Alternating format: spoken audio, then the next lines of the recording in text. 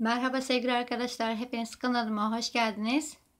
Bugün sizlere evde kendimiz yapabileceğimiz öksürüğü 5 dakikada kesebilecek doğal bir kür hazırlayacağım. Soğan kürü. Evet, gelelim bize gerekli malzemeler. 1 adet dilimlenmiş kuru soğan, 1 adet limon suyu, 1 yemek kaşığı bal, 1 su bardağı suya ihtiyacımız var.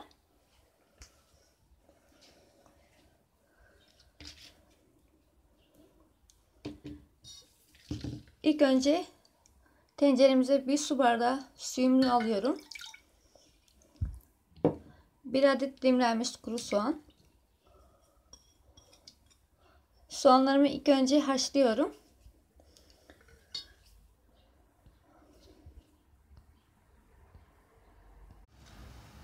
Evet sevgili arkadaşlar, soğanlarımı ocağa aldım. 10-15 dakika haşlanmasını bekliyorum.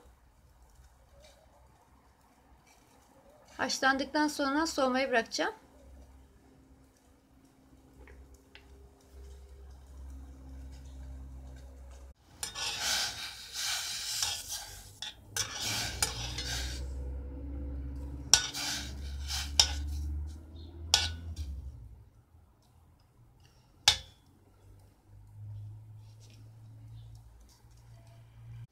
Şimdi içerisine 1 yemek kaşığı bal,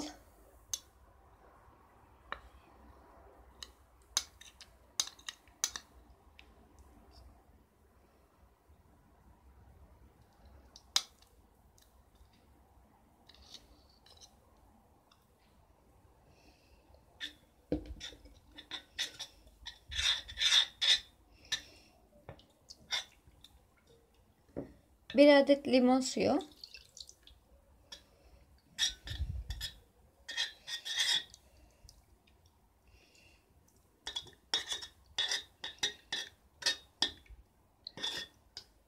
hem yetişkinler hem de çocuklar kullanabilirler. Hiçbir sıkıntı olmaz.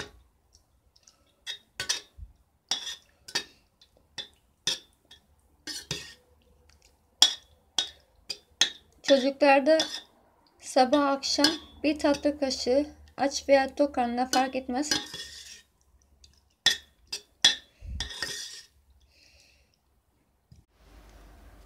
bu şekilde hazırlayıp buzdolabında en az 3 gün ağzı kapalı bir şekilde bekletebilirsiniz. Evet arkadaşlar, videom buraya kadar. Beni izlediğiniz için teşekkür ederim. Diğer videolarda görüşmek üzere. Hoşça kalın.